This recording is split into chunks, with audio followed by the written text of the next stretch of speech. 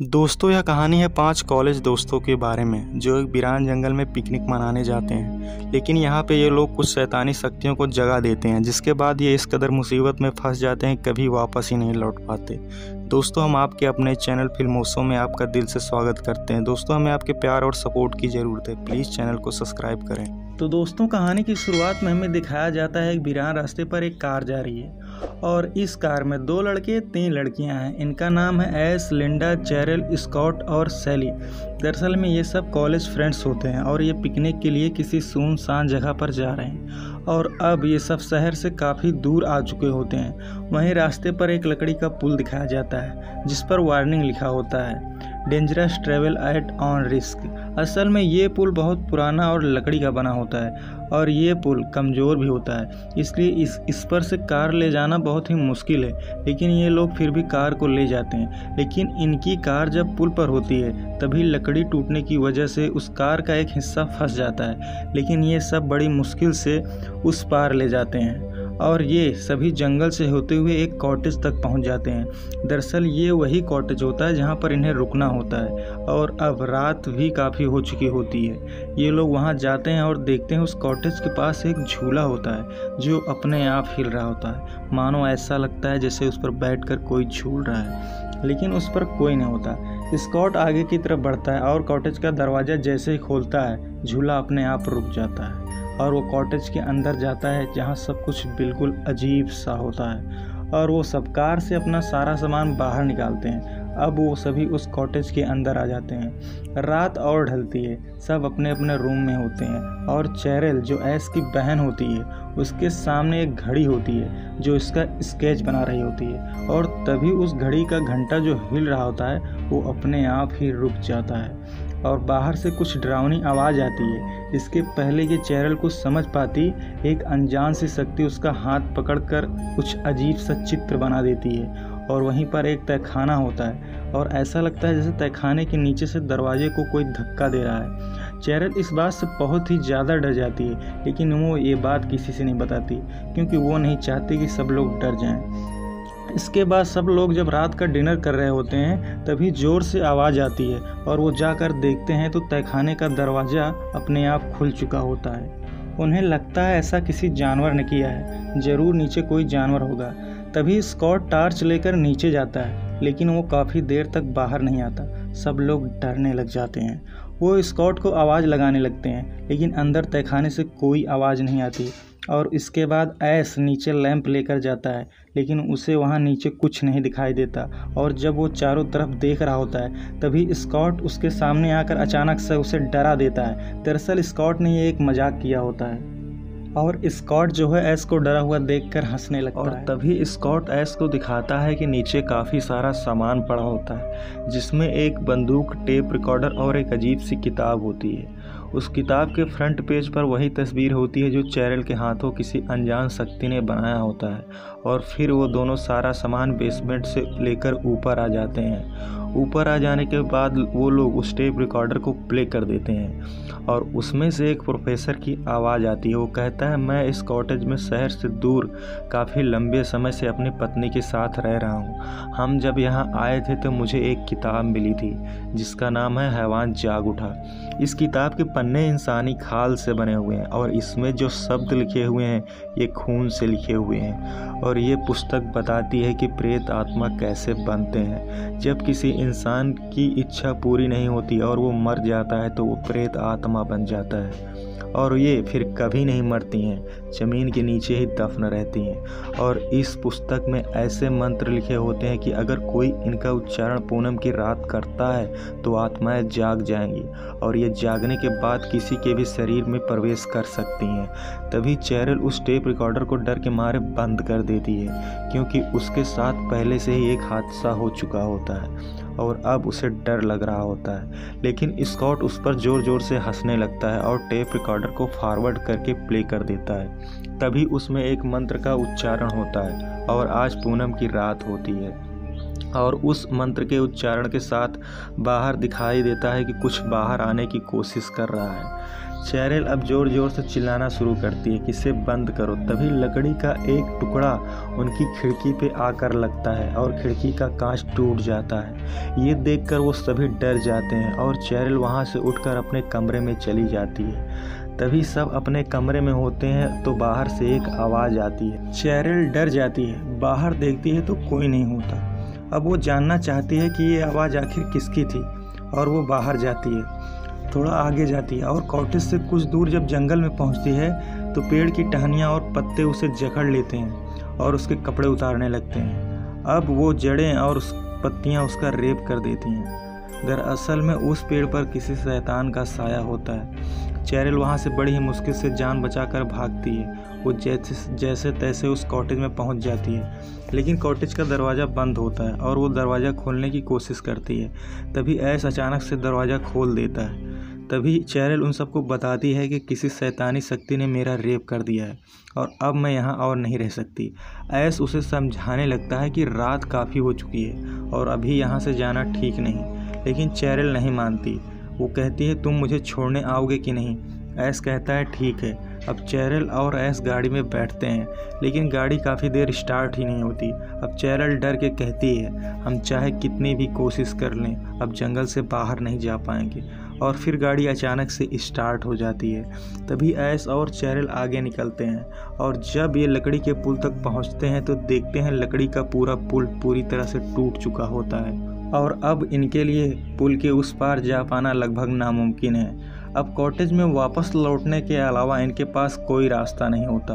वो कॉटेज में वापस आ जाते हैं और ऐस उस टेप रिकॉर्डर को दोबारा से चालू करता है। उसमें से उसी प्रोफेसर की आवाज़ आती है। वो कहता है अब मेरी पत्नी के अंदर शैतान प्रवेश कर चुका है और उस किताब में लिखा होता है कि शैतान को मारने के लिए उसके हाथ और पैर काटने पड़ते हैं और मैं अपनी पत्नी से बहुत प्यार करता हूँ, मैं उसके हाथ पैर नहीं काट सकता, इसीलिए मैं इस जंगल को छोड़कर जा रहा हूँ। इस पूरे जंगल में मुझे मौत के अलावा कुछ नहीं दिखाई देता। और वहीं पर दो लड़कियाँ ताश खेल रही होती हैं जिनके पास चेरिल उन्हीं के पास ही बैठी होती। तभी सैली ताश के पत्तों में से एक कार्ड निकालती है और दूसरी लड़की जो लिंडा होती है उसे बताना होता है कि ये कौन सा कार्ड है। तभी सैली कार्ड निकालती है और उनसे दूर चेरिल जो खिड़की पर बैठी होती है वो बता देती है कि कौन सा कार्ड है। वो कहती है पान का सत्ता। दरअसल वो बिना देखे ही सारे कार्ड्स के एक एक करके नाम बता देती है और तभी वो पलटती है तो वो पूरी तरह से बदल चुकी होती है।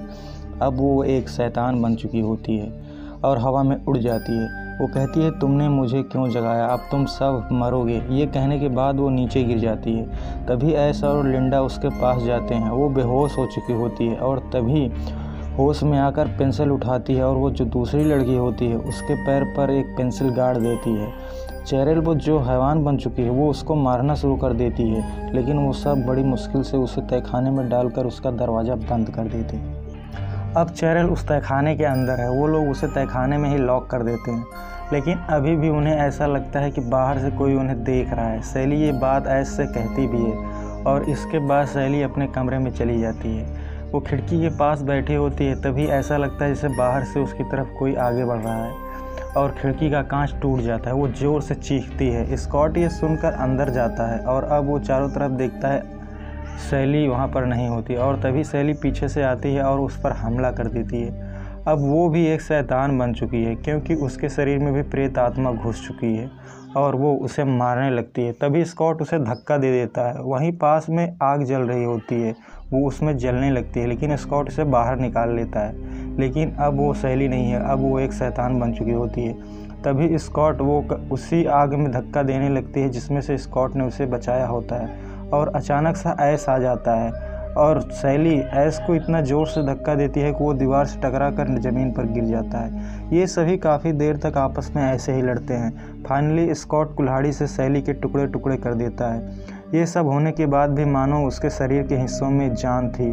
तभी ऐस कहता है हमें इसे अब दफनाना चाहिए और वो उसे बाहर लेकर जंगल में चले जाते हैं और दफना देते हैं। तभी स्कॉट अंदर आता है। वो स्कॉट ऐस से कहता है कि अब मैं और यहाँ नहीं रुक सकता, लेकिन ऐस कहता है अभी हम नहीं जा सकते क्योंकि लिंडा का पैर चोटिल है और वो उसे बहुत प्यार करता है। ऐश कहता है लिंडा अभी चलने की स्थिति में नहीं है, लेकिन स्कॉट कहता है लिंडा तुम्हारी गर्लफ्रेंड है, तुम्हें रुकना हो तो रुको, लेकिन मैं जा रहा हूँ। तभी ऐश कहता है वो लकड़ी का पुल जो बना हुआ था वो टूट चुका है। स्कॉट कहता है जंगल से बाहर जाने का आखिर कोई तो रास्ता होगा ही, और स्कॉट उन दोनों को वहीं छोड़कर चला जाता है। तभी ऐश अंदर जाता है तो देखता है कि लिंडा भी एक शैतान बन चुकी है। दरअसल इसका कारण वो पेंसिल थी जिससे चैरल ने लिंडा पर हमला किया था। अब ऐश अकेला उस कॉटेज में दो शैतानों के बीच फंस चुका है। तभी एक शैतान जो तहखाने में बंद है वो ऐश को कहता है मैं बहुत जल्द तुम्हें भी इसी तहखाने में बंद कर दूंगा और एक हैवान बना दूंगा। ऐश के पास थोड़ी ही देर बाद स्कॉट भाग कर आता है जो बहुत ही बुरी तरह से जख्मी होता है। वो कहता है चैरल ने सही कहा था, अब हम सब मारे जाएंगे। ऐश स्कॉट से कहता है क्या तुम्हें कोई रास्ता मिला? स्कॉट कहता है हाँ है, लेकिन वो जंगली पेड़ों से घिरा हुआ है और जिसकी जड़ों और शाखाओं पर शैतान का कब्जा है। और तभी स्कॉट के शरीर से बहुत सारा खून बहने लगता है। ऐश की गर्लफ्रेंड और उसकी बहन जो अब एक शैतान होते हैं वो ज़ोर ज़ोर से उन पर हंसने लगते हैं। ऐश इस बात से बहुत गुस्सा होता है। तभी वो बंदूक लेकर आता है और लिंडा को गन पॉइंट पर ले लेता है। वो उसे शूट करने ही वाला था कि लिंडा नॉर्मल होने लगती है और वो कहती है ऐश मुझे बचा लो, प्लीज़ मुझे बचा लो। तभी वो ऐश उससे गले लगा लेता है। तभी तहखाने से आवाज़ आती है कि मैं भी ठीक हो गई हूँ। दरअसल चैरल भी ठीक होने का नाटक करती है और तभी ऐश जब तहखाने से उसे बाहर निकालने जाता है वो उसके सिर को पकड़कर अपनी तरफ खींचने लगती है। ऐश इससे बहुत मुश्किल से छुटकारा पाता। तभी ऐश देखता है कि लिंडा भी दोबारा से शैतान बन चुकी है और वो लिंडा को कॉटेज से बाहर खींच कर ले जाता है और उसे बाहर ही छोड़ देता है। अब ऐश जैसे ही कॉटेज का दरवाज़ा बंद करके अंदर आता है तभी लिंडा दोबारा से उस पर हमला कर देती है और वो ऐश को मारने लगती है, लेकिन ऐश लिंडा को मार देता है, उसके टुकड़े टुकड़े कर देता है। वो लिंडा को एक गड्ढा करके बाहर उसे दफनाने के लिए ले जाता है। जब वो उसे दफना कर जैसे ही मुड़ता है उसे एक चैन दिखाई देती है जो उसी ने लिंडा को गिफ्ट की होती है, और जब वो चैन उठाने की कोशिश करता है तभी ज़मीन के अंदर से लिंडा उसका हाथ पकड़ लेती है और अब लिंडा कब्र से बाहर आकर उस पर हमला कर देती है। लिंडा उसे मारने की बहुत कोशिश करती है। तभी ऐश उसे गर्दन से काट कर उसे मार देता है और अब ऐश वापस कॉटेज के अंदर आ जाता है तो वो देखता है कि तहखाने का दरवाज़ा खुल चुका है और चैरल वहाँ पर नहीं होती।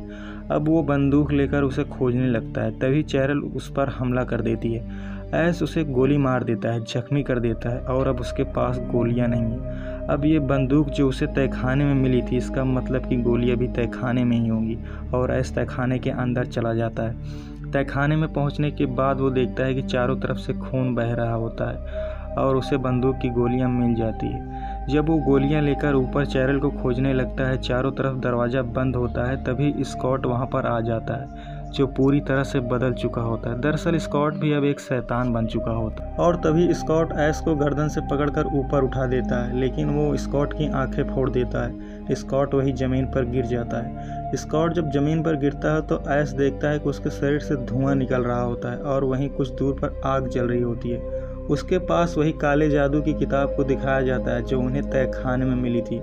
ऐश देखता है कि वो हल्की हल्की जल रही होती है और ऐश फिर सब कुछ समझ जाता है कि इन सब शैतानों की जान उस काले जादू की किताब में है और मैं अगर इस किताब को ही जला दूं तो ये सब अपने आप खत्म हो जाएंगे। वो जैसे ही किताब की तरफ बढ़ता है स्कॉट उसके पैर को पकड़कर उसे ज़मीन पर गिरा देता है। दरअसल में स्कॉट अभी तक मरा नहीं होता।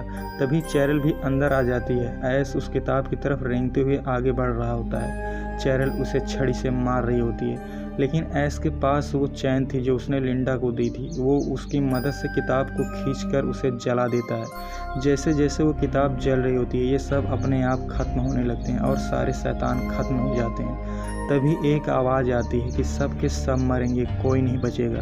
तभी ऐश घड़ी में टाइम देखता है कि रात को 3 बज रहे होते हैं और वो रात भर ऐश उसी कॉटेज में रुकता है और सुबह जब वो अपनी गाड़ी की तरफ बढ़ रहा होता है तभी वो हैवानी शक्ति जो हमेशा उन पर नज़र रख रही होती है वो तेज़ी से उसकी तरफ बढ़ती है। ऐश जैसे ही पीछे मुड़कर देखता है वो ज़ोर से चिल्लाता है और इसी सीन के साथ इस फिल्म का फर्स्ट पार्ट खत्म हो जाता है।